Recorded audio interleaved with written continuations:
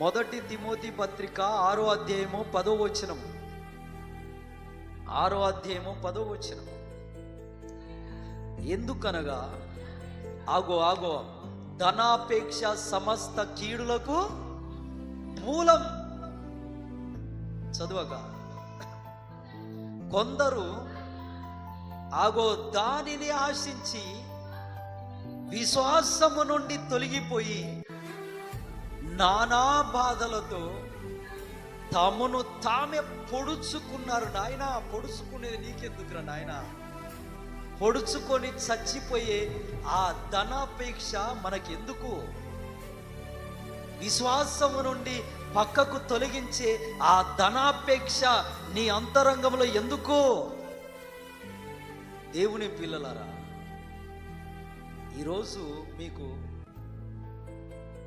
ఒక ఎమ్మెల్యే గారు, ఎంపీ గారు వచ్చేసి ఒక 5,000 రూపాయల డబ్బులు ఇస్తున్నారు ఊరిలో ఉన్న వాళ్ళకంటే మందిరానికి వస్తారండి మీరు? ఖచ్చితంగా అక్కడ లైన్ కాస్తారు. ఆ లైను సాయంకాలం అయినా కాస్తారు.